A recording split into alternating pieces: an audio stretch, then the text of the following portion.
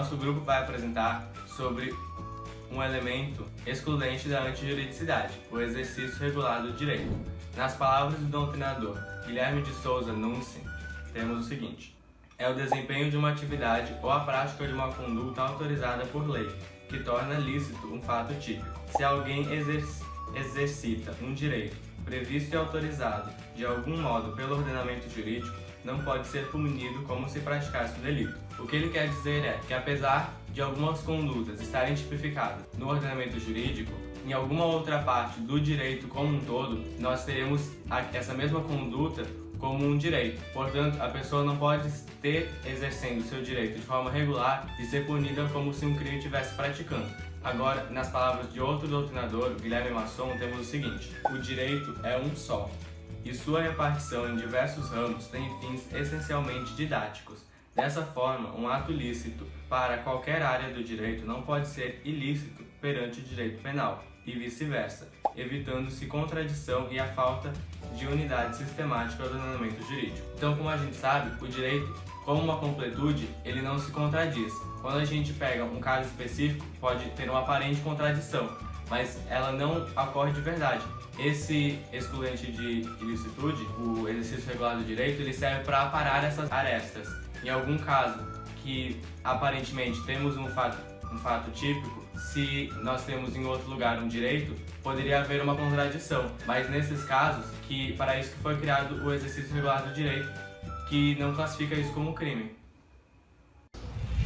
Vamos trazer agora um exemplo de uma situação de excludente de ilicitude, ou seja, de um ofendículo. O que é um ofendículo? É quando há uma cerca elétrica, um arame farpado, um caco de vidro em cima do muro, ou seja, o cidadão defendendo o seu direito ao patrimônio e a sua família, a sua segurança, sendo que o Estado autoriza essa conduta.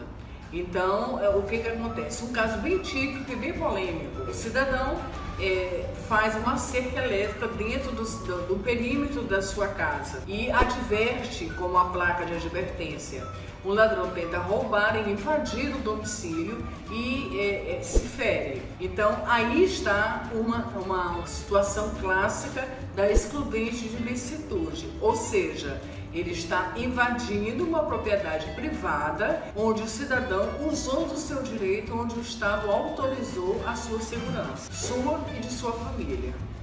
Outro exemplo de excludente de ilicitude que caso são os esportes violentos.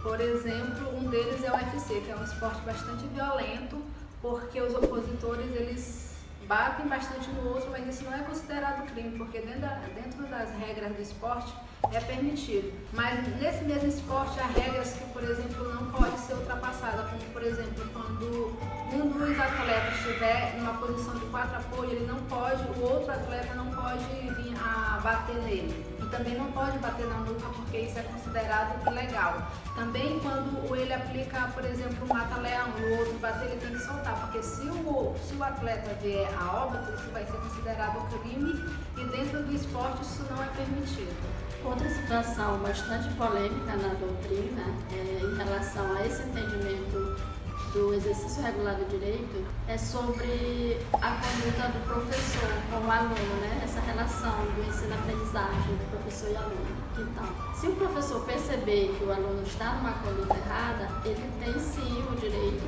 né, de advertir o aluno, de corrigir, porque ele está diante do juiz corrigente. Então, ele está correto, né? Desde que essa correção seja feita de forma moderada. Só reiterando que o exercício regular do direito tem o seu foco nas condutas consideradas típicas no direito penal.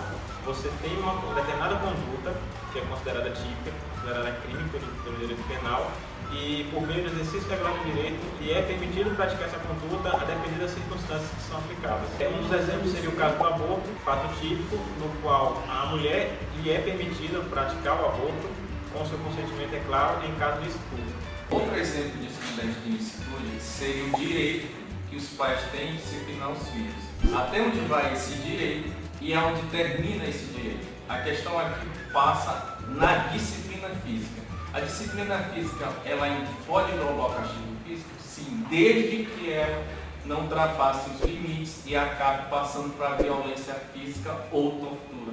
O primeiro caso relatado que nós encontramos será o caso de um dono de uma granja, que ele já está requerendo um recurso de uma ação anterior, que ele foi condenado a 3 anos, e vou explicar direitinho o caso dele. Devido à falta de cuidado quanto à manutenção do local lá, da granja dele, mais especificamente da parte elétrica, vitimou uma criança, certo? Levando-a a óbito através de uma descarga elétrica. É uma cerca elétrica, tinha no local, e a criança adentrou, estava perto e foi vítima.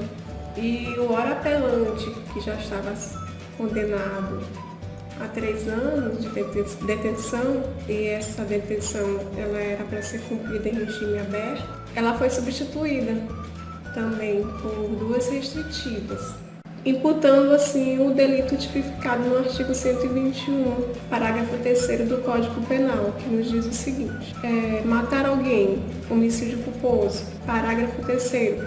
Se o homicídio é culposo, a pena será de detenção de 1 a 3 anos, que é o que ocorreu com o apelante. O caso o fato aconteceu no dia 18 de abril de 2005 e tudo foi comprovado por laudos do cadáver e também por exames periciais.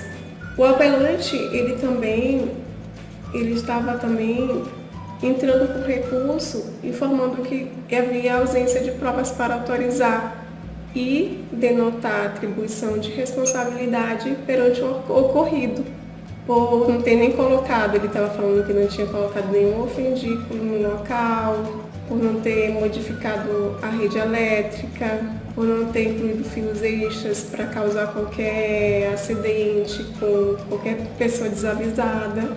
Então, para o juízo, toda essa alegação dele é improcedente.